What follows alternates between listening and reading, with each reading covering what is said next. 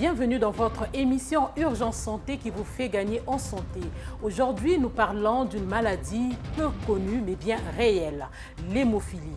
Un simple saignement peut devenir un grave danger pour ceux qui en souffrent. Comment reconnaître la maladie? Quels sont les risques? Peut-on vivre normalement avec cette pathologie?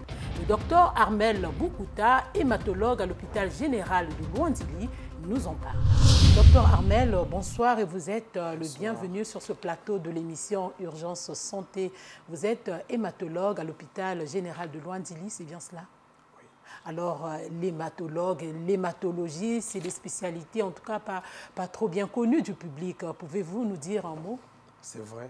Alors, l'hématologie, c'est une discipline de la médecine qui s'occupe en fait de l'étude du sang du point de vue du fonctionnement normal et les maladies en rapport avec le sang.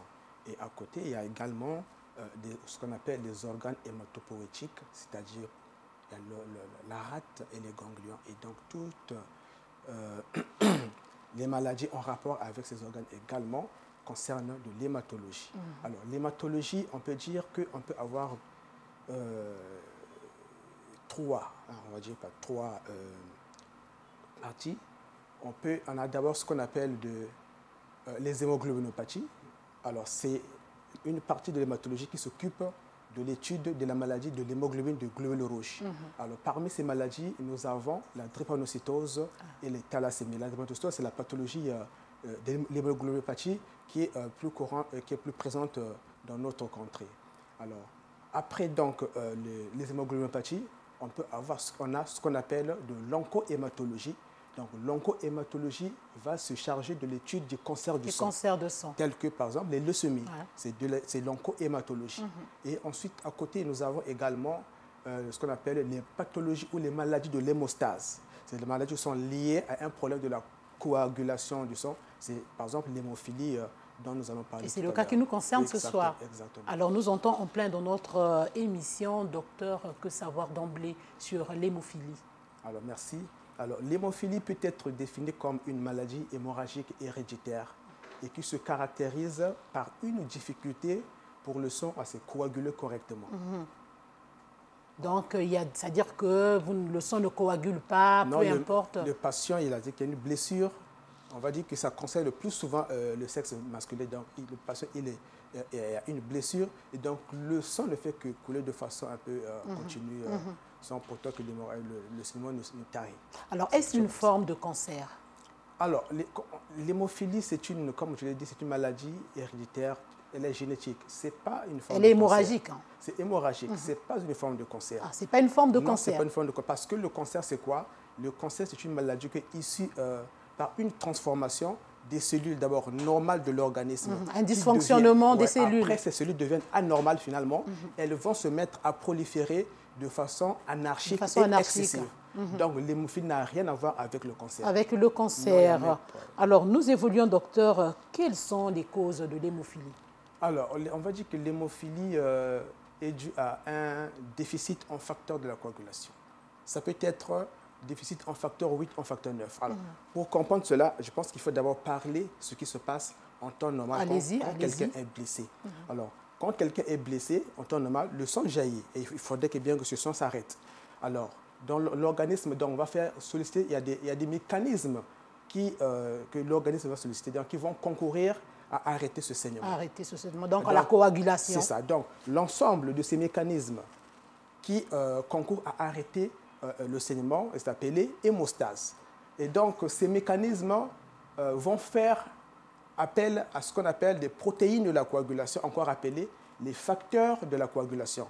Et ces facteurs de la coagulation sont numérotés de 1 à 13. Par exemple, le facteur 1 de la coagulation est appelé le fibrinogène. Le fibrinogène. Oui, le fibrinogène. Le facteur 8, lui, est appelé le facteur anti-hémophilique A. Et le facteur 9, lui, est appelé le facteur anti-hémophilique B. Alors, ces deux facteurs, le facteur 8 et le facteur 9, vont former un complexe qu'on appelle le complexe tenase. Et c'est un complexe qui joue un rôle très important dans la coagulation du sang. Ce qui fait qu'en cas de déficit, par exemple, en facteur 8, la coagulation ne se fera pas bien. On aura donc l'hémophilie A. on parle donc de l'hémophilie A. Et en cas de déficit en facteur 9, là également, la coagulation ne se fera pas bien. À ce moment-là, on parlera de l'hémophilie B. De l'hémophilie B. Oui. Mais qu'est-ce qui crée ce déséquilibre-là, ce déficit-là? Alors, vous savez, ce déficit-là, en fait, c'est une anomalie qui se situe sur, on va dire que c'est sur les chromosomes qui sont des structures en fait qui sont dans l'organisme. La femme, par exemple, a 2 chromosomes, c'est ce qu'on appelle le chromosome X. L'homme a un chromosome X et un donc chromosome Y. Donc la femme porte 2 X, 2 chromosomes X. Exactement, et l'homme porte un chromosome X et un chromosome Y. Y. Alors, normalement, il y a ce qu'on appelle des gènes qui contrôlent ces protéines. Je prendrai un exemple. Voilà, par exemple, ici, nous avons cette lumière qui est là. Mais en réalité, cette lumière que nous voyons là a une source qui est tentée de contrôler cette lumière-là. Exactement. Ça peut être un groupe électrogène. Ce qui fait que si le groupe électrogène il y a un problème en panne, la lumière va s'éteindre. Donc, dans l'hémophilie également, ces facteurs de la coagulation sont contrôlés par les gènes. Si au niveau de ces gènes, il y a une mutation, il y a un bouleversement, ça fera que finalement le facteur, ces facteurs ne vont plus bien fonctionner et donc ces anomalies vont apparaître. Et ça se passe à quel moment? Pendant que le fœtus est en formation? Est-ce que c'est au moment de la division cellulaire, de la méiose? À quel moment? Il faut distinguer en fait 2 situations. Allez-y. Il y a déjà, on a dit que c'est une maladie qui est génétique. Normalement, c'est la transmission, c'est la mère qui transmet à son fils. C'est la mère qui transmet à l'enfant. La mère porte l'anomalie de la maladie. Et elle ne va pas présenter, le plus souvent, elle ne va pas présenter dans le signe de la maladie. Dans certains cas, on pourra voir cela. Dans certains cas, la femme également peut présenter les signes de la maladie. Mais le plus souvent, la femme... Elle est asymptomatique. Elle est asymptomatique. Elle porte l'anomalie. C'est elle qui va transmettre l'anomalie chez le garçon. Et donc là, on voit pas chez la fille, que chez le garçon. Chez le garçon. Et là, qu'est-ce qui va se passer donc? Le gène, la maman porte le gène, donc va le transmettre de façon on va dire, génétique au descendant. Et dans la plupart des cas, c'est le sexe masculin. Donc on va parler de l'hérédité à ce moment-là. C'est l'hérédité également. Mais dans la situation où vous parlez, il peut arriver que, par exemple, dans certaines familles, il n'y a pas une histoire de maladie hémorragique, de saignement ou encore d'hémophilie connue, mais on voit apparaître ces anomalies-là. En fait, à ce moment-là, on parle le plus souvent de ce qu'on appelle des mutations de novo. C'est des nouvelles mutations qui surviennent. Des nouvelles mutations qui surviennent. Ça n'a rien à voir avec les antécédents familiaux. Non, ça n'a rien à voir. À ce moment-là, ça se passe au moment où l'enfant se forme au sein maternel. Et pendant que l'enfant se forme, ces mutations vont survenir à ce moment-là. Et donc, à ce moment-là, l'enfant qui naît, c'est une fille, le sexe féminin, il naîtra donc avec cette anomalie. Alors, vous l'avez dit, et ça se constate aussi, c'est beaucoup plus le sexe masculin qui est porté à développer cette pathologie. Est-ce à cause de cette question de génétique sur les chromosomes? On va partir sur la notion de ce qu'on a parlé tout à l'heure là, les structures que nous avons dans l'organisme, on appelle des chromosomes. Tout à l'heure, j'ai dit que la femme avait 2 chromosomes X et l'homme n'avait qu'un seul, le chromosome X et un chromosome Y. Chez la femme, l'anomalie est portée sur un chromosome X. Ça veut dire qu'un chromosome X... Juste sur un chromosome X. Un chromosome X. Et le deuxième chromosome X, finalement, va compenser l'anomalie chez la femme. Ce qui fait que la femme ne présente pas les signes. Ne présente pas les signes. Par contre, l'homme qui n'a qu'un seul chromosome X... Et c'est celui-là qui est défectueux, celui qui est atteint. Exactement, donc le chromosome porte l'anomalie. Finalement, l'homme n'a pas de compensation possible. Et donc, les signes de la maladie vont apparaître. Alors, avant d'aller prendre les signes de la maladie, est-ce qu'il y a d'autres formes d'hémophilie? Alors, d'autres formes d'hémophilie, l'hémophilie dont nous sommes en train de parler s'appelle une hémophilie constitutionnelle, c'est-à-dire qu'on est avec. On est avec. Mais il y a d'autres formes d'hémophilie qu'on appelle une hémophilie acquise. Donc, celle-là, on ne naît pas avec. En fait, le plus souvent, c'est une pathologie qui sera constatée le plus souvent chez un sujet âgé, mais les 2 sexes cette fois-ci, sont concernés. Ah, là, les deux sexes sont concernés, contrairement à l'hémophilie constitutionnelle. Exactement, les deux sexes sont concernés. Elle est due à quoi? En fait, l'hémophilie, comme on l'a dit, acquise est due en fait à la présence des anticorps.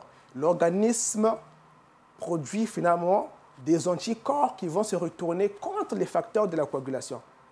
C'est-à-dire que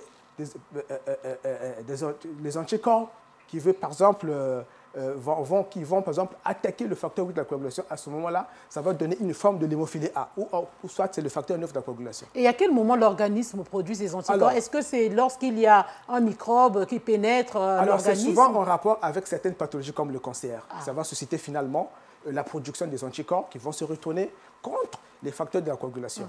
Et là, donc, ça, ce qu'on appelle ça, c'est l'hémophilie acquise. Et là, les deux sexes sont concernés. Les deux sexes sont concernés. Donc, dû à la présence, on appelle ça des auto-anticorps qui se retournent contre les facteurs de la coagulation. Ils vont les détruire, en fait. Ils vont les détruire. Exactement.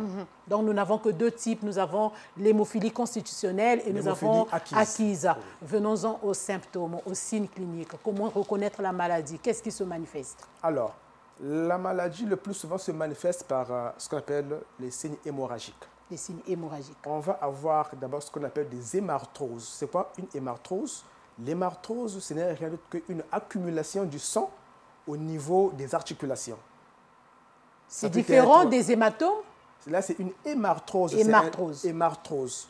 Donc, le sang va s'accumuler au niveau des articulations, comme par exemple le genou, le coude. Alors, ces hémarthroses peuvent survenir de façon spontanée ou provoquée. On les voit souvent quand l'enfant marche dans l'enfance.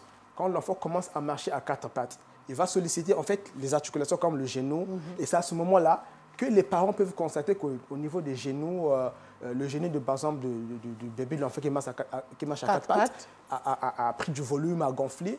Ça peut être donc...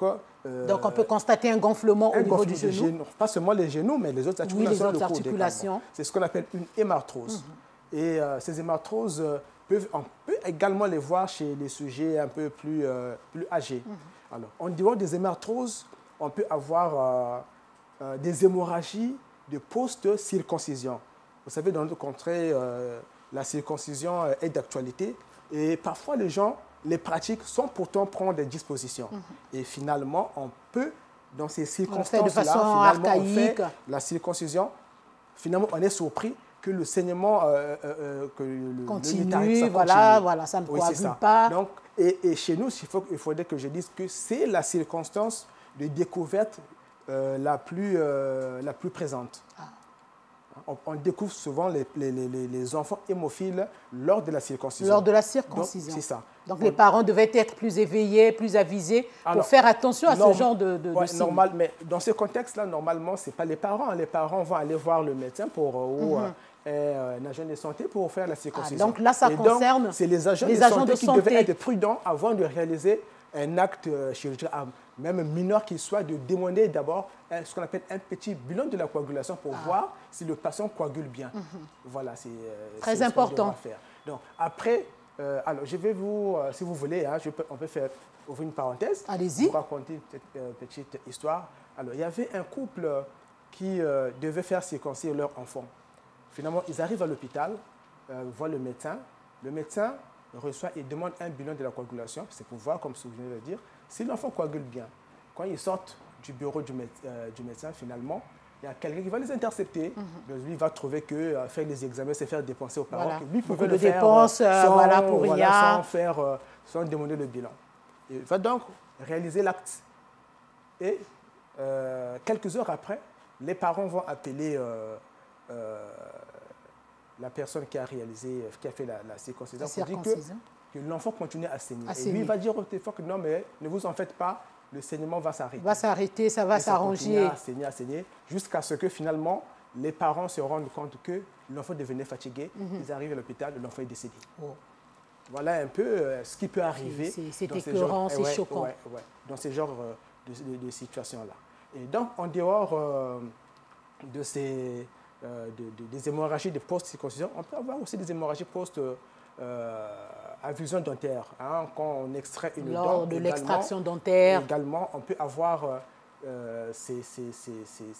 ces complications, ces manifestations, les saignements peuvent survenir. Donc, en un mot, docteur, vous allez continuer, ne pas banaliser un saignement qui perdure dans le temps. Ah, non, il ne faut pas banaliser. Non, il ne faut pas le banaliser. Il faut pas le banaliser. Donc, en dehors de ces hémorragies, on peut avoir également les hémorragies cutanées, des hématomes. Parfois, on peut appeler ça les bleus. Ça peut survenir de façon spontanée. Un hématome, ça peut se localiser sur n'importe quelle partie. Donc, il y a une couleur également, qui apparaît. Ça peut apparaître au niveau de la peau, au niveau de l'abdomen, la cuisse, même la joue. Et ça apparaît brusquement ou bien c'est suite à un choc, un traumatisme? Ça peut apparaître de façon spontanée dans ce qu'on appelle les cas des hémophilies sévères. Là, ça peut apparaître spontanément. Ou même au cas d'un choc ou d'un traumatisme, ça peut aussi apparaître. Voilà. Et voilà un peu ce qu'on pourrait dire sur les signes de la maladie essentiellement. Et est-ce qu'il peut arriver que dans le cadre de l'hémophilie, que la personne saigne de l'intérieur, c'est-à-dire face à une hémorragie cérébrale? Alors ça, c'est la complication vraiment que nous redoutons. Ça arrive. Ça arrive. Alors, ça va donner le tableau d'hémorragie intracérébrale et le patient va présenter des signes comme s'il avait fait un AVC. Il va se mettre à convulser et puis voilà. Ça, c'est avoir une vision trouble. Exactement. Quand on a, chez un hémophile, surtout sévère, quand on constate que s'il y a par exemple des convulsions, attention, il faut pas banaliser, ça peut être un saignement intracérébral. Un saignement intracérébral, il faut vite courir à l'hôpital. Oui. Là, je parle des convulsions qui surviennent de façon un peu spontanée, de façon brusque. Sans pourtant qu'il y ait un choc, qu'il y ait un traumatisme. Quelque chose d'autre. Ou même, ça peut aussi survenir dans un contexte de traumatisme aussi. Un traumatisme crânien, et puis il peut aussi saigner. Ça peut, en fait, à ce moment-là, ça peut être un facteur qui va favoriser cela. En cas de traumatisme, voilà. Et à quel moment se manifeste, je veux dire, la période? Est-ce que c'est dès l'enfance que l'on constate que cet enfant est hémophile? Est-ce que c'est à l'âge adulte? Alors, je venais de le dire en parlant, lorsque j'ai parlé des hémarthroses, j'ai dit que ces signes, on peut les remarquer déjà quand l'enfant commence à marcher à quatre pattes. On peut constater donc des gonflements au niveau des articulations. Donc, en fait, c'est la présence du sang, le sang qui va se regrouper ou bien se connecter à un niveau, à un seul endroit. Donner un tableau de gonflement de l'articulation. Également, ça peut également être révélé le plus souvent quand on fait la rupture du frais de langue. Et là, dans ce contexte, du fond de langue, oui, dans ce contexte-là, c'est un saignement qui ne tarit pas. Aussi, je voulais revenir, docteur, le frais de langue, c'est ce fil-là qui relie la langue. Exactement, voilà. Exactement. Okay. Ouais. Et comme je dis également, on peut constater l'apparition des hématomes, des bleus chez l'enfant. Et donc la maladie, dès l'enfance, peut déjà se manifester. Mais est-ce qu'elle peut passer inaperçue? C'est-à-dire que pendant la période souvent rien, et à l'âge adulte. Alors, le plus souvent dans les formes qu'on nous appelle des modérées ou formes mineures, la maladie peut passer en fait là, à ce moment-là un peu inaperçue. Oui. Alors, comment poser le diagnostic? Est-ce qu'il faut se fier sur les symptômes ou il y a d'autres analyses à faire? Alors, le diagnostic de l'hémophilie, il y a d'abord ce on peut faire un diagnostic anténatal avant la naissance. On sait qu'on a une femme, on les appelle les conductrices, les femmes qui portent la domalie, qui ne présentent pas les signes de maladie, mais qui sont susceptibles de transmettre la maladie à leurs garçons. On les appelle des conductrices. Alors, lorsque nous sommes devant une conductrice qui est, par exemple, qui est en état de gestation, on peut déjà, à ce stade-là, faire aussi le diagnostic. D'abord, on va chercher à déterminer le sexe de l'enfant. Si c'est un garçon, on peut donc faire des prélèvements au niveau des membranes qui entourent le fœtus et par des examens beaucoup plus approfondis, on peut déterminer donc, poser le diagnostic d'hémophilie. On peut savoir que cet enfant qui va naître sera hémophile. Hémophile. Mais comment savoir pour le cas de la conductrice? Puisque vous avez dit que souvent au niveau des femmes, il n'y a presque pas de signes, de symptômes. Est-ce qu'à ce moment-là, il y a des examens qui sont demandés à la femme enceinte? Alors, si par exemple la conductrice a déjà un enfant hémophile, vous avez déjà un enfant, dans la fratrie, il y a un enfant qui est homophile. Et parfois, quand on fait l'arbre généalogique, on se rend compte qu'il y a, par exemple, la grand-mère ou la maman était aussi conductrice. Et si le petit-fils présente des signes ou a hérité de la on peut se dire que donc la mère est conductrice. Dans certains cas, on sait que dans la fratrie, il y a déjà un enfant hémophile. Et donc, on peut déjà emmener à faire des exemples pour savoir si cet enfant qui vient, qui est de sexe masculin, sera aussi... s'il n'y a rien de tel, docteur, ça veut dire qu'on n'a rien constaté de tel, et c'est une femme primipare, une femme qui porte la grossesse pour la première fois. Est-ce que dans le bilan prénatal, il y a un examen? Non, à ce moment-là, non. Là, on ne se connaît pas, on se connaît pas, il n'y a pas l'histoire de maladie hémorragique de la famille, il n'y a rien. Bon, mais non, mais non, on ne demande pas. Non. Et donc, voilà, on poursuit. Alors, donc, après, en période, après la naissance, le diagnostic se fera d'abord lorsque nous sommes devant un enfant né d'une mère conductrice. On peut déjà faire des examens pour savoir si cet enfant est hémophile. Ou c'est devant les signes de la maladie que nous avons évoqués, le syndrome, les signes hémorragiques. Déjà, tous ces signes-là peuvent déjà orienter vers la pathologie. On va faire après ce qu'on appelle le dosage de ce qu'on appelle, un examen qu'on appelle le taux de céphaline activé. Alors, le taux de céphaline activé, c'est un examen en fait qui explore ce qu'on appelle la coagulation. Alors, ce temps-là, c'est un examen qui est le plus souvent demandé en bilan préopératoire. Alors, cet examen va donc explorer certains facteurs de la coagulation, par exemple le facteur 12, le facteur 11, le 8 et le 9. On va donc réaliser un bilan et on se rend compte que le temps de céphaline activé est anormalement allongé, de façon isolée. Les autres examens sont normaux. Mais ce temps-là, il est allongé de façon anormale. À ce moment-là, on suspecte un problème, en fait, un problème de déficit en facteur sur, j'ai dit que ce temps explorait le facteur 12, le 11, le 8, le 9. Et à ce moment-là, qu'est-ce qu'on va faire? On va donc passer au dosage de facteurs. Donc, on va approfondir. Voilà, à ce moment-là, on va doser les facteurs. Et en cas de l'hémophilie A, on se rendra compte que le facteur 8 est diminué. Aussi, c'est l'hémophilie B, c'est le facteur 9 qui sera concerné. Voilà comment, grosso modo, on peut poser le diagnostic. Donc, pour résumer le diagnostic, alors, le diagnostic sera orienté par les signes cliniques de la maladie, par les hémorragies, et sera, suspecté par les signes de la maladie, orienté devant un taux de céphaline activé qui est anormalement allongé, et puis le diagnostic sera confirmé par le déficit en facteur de la coagulation. Ça peut être le facteur 8 ou le facteur 9. Alors, un mot sur les complications de la maladie. Tout à l'heure, on a parlé de l'hémorragie cérébrale. Est-ce qu'il y a d'autres complications? Alors, les complications de l'hémophilie peuvent être de deux ordres. Il y a des complications liées à la maladie elle-même et des complications liées au traitement. Alors, les complications liées à la maladie sont le plus souvent, en fait, la conséquence des hémorragies. On peut avoir ce qu'on appelle on peut avoir d'abord, parmi les complications liées à la maladie, les complications articulaires. Et la complication articulaire la plus fréquente est ce qu'on appelle l'arthropathie hémophilique. C'est quoi l'arthropathie hémophilique? Tout à l'heure, nous avons parlé des hémarthroses, c'est-à-dire que les saignements qui surviennent au niveau des articulations.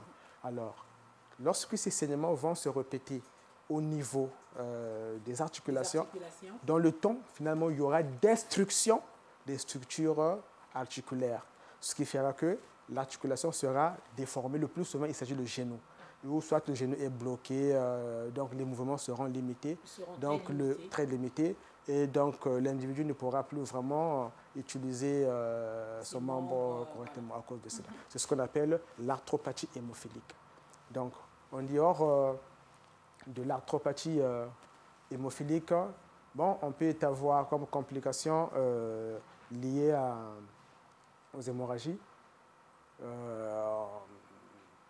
On peut avoir, en cas de, vous avez dit, si le saignement intracérébrale, à ce moment-là, vous voyez que on aura un tableau d'hémorragie intracérébrale, et ça c'est plus grave.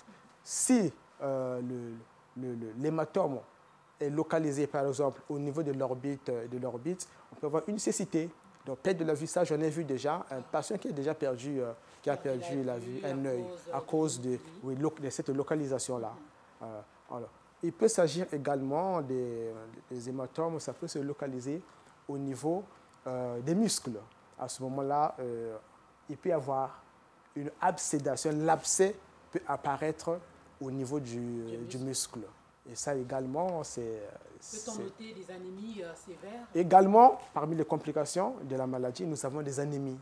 Il y a d'abord l'anémie, elle est d'abord ce qu'on appelle une anémie fer-éprive, parce que chaque fois que le patient va saigner, il perd le fer en fait.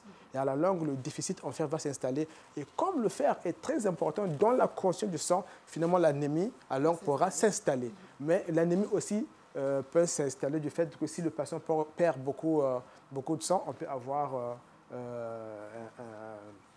un choc hémorragique. Donc ça, c'est un peu plus une situation qui est un peu aiguë. Alors, plus que quelques questions avant de nous séparer, docteur. La maladie, elle est tellement complexe. Ouais. Peut-on en guérir? C'est la grande question en fait. Ouais. Peut-on vivre normalement avec cette pathologie? Alors, d'abord, est-ce qu'on peut en guérir? Je dirais non. Peut-on vivre normalement? Non, parce que c'est une maladie génétique. Non, on est hémophile et on le demeure. On est hémophile et on le demeure. On ne guérit pas de l'hémophilie. Et peut-on vivre normalement? Alors, aujourd'hui, avec les traitements actuels, on arrive à contrôler la maladie et les patients vivent normalement. Ce qui fait qu'aujourd'hui, même l'espérance de vie des hémophiles est presque proche ou identique à celle de la population en général. Donc, avec les médicaments, les traitements actuels, on arrive à contrôler la maladie. Et par quoi passe le traitement? Alors, un peu de mots. Les traitements va solliciter ce qu'on appelle puisqu'on a dit qu'il s'agit d'un déficit en facteurs, il faut donc apporter les facteurs qui sont déficitaires. Si c'est l'hémophilie A, donc c'est le facteur 8 qui est déficitaire, il faut apporter le facteur 8. Si c'est l'hémophilie 9, si c'est l'hémophilie B, donc c'est le facteur 9 qui est déficitaire, il faut apporter le facteur 9. C'est sous forme des produits, des médicaments, des injections, finalement, qu'on administre là. Est-ce que ça passe aussi par l'hygiène alimentaire? L'hygiène alimentaire, non, l'hygiène alimentaire... Peut-être consommer des aliments qui vont apporter du fer dans l'organisme. Ah non, ça n'a rien à voir. Ça n'a rien à voir. Non. Par contre, il y a par exemple, dans les situations où on n'a pas, par exemple, les facteurs de la coagulation disponibles, alors ce qu'on peut faire parfois, c'est faire recours à le plasma, puisqu'il est riche en facteurs de coagulation. Donc on peut à ce moment-là transfuser, apporter le plasma. Mais ce plasma, en fait, il y a un risque élevé d'infection. C'est pourquoi, normalement, aujourd'hui, le plasma... Peut-on parler de prévention dans le cadre de l'hémophilie? Et ça sera votre dernier mot. Bon, la prévention de l'hémophilie, il faut dire qu'il on peut parler de la prévention primaire. En fait, c'est la prévention primaire, c'est éviter, en fait, c'est la naissance des hémophiles. Et la prévention secondaire, c'est lorsqu'on a déjà des hémophiles et on essaie de prévenir déjà leur souvenir des complications. Alors, la prévention... Comment éviter la naissance rapidement? Je sais qu'on n'a plus beaucoup de temps. Oui, ça, c'est un peu... Alors, on peut identifier déjà les familles hémophiles, on peut faire de l'arbre généalogique et donner un conseil génétique, parler des risques que les couples peuvent avoir pour avoir des enfants hémophiles. Et ce qu'on peut faire aussi, c'est lorsqu'on a, par exemple, une conductrice qui est déjà en état de gestation, on peut déjà procéder à identifier le sexe et puis faire finalement des prélèvements pour voir est-ce que le fœtus qui est là, il sera hémophile ou pas. Et bon, dans certains contextes, dans les pays où ils peuvent faire recours, par exemple, à des interruptions, à ce moment-là, pour éviter la naissance, ils peuvent le faire, mais chez nous, ça ne se fait pas. Et donc, finalement, chez nous, on peut merci. Merci, merci, merci. Ça a été un réel plaisir de vous avoir sur le plateau de l'émission Urgence Santé avec toutes ces informations que vous nous avez apportées sur l'hémophilie. Urgence Santé, c'est fini pour aujourd'hui. Merci de l'avoir suivi et bonne suite de programme sur Lux Télévision.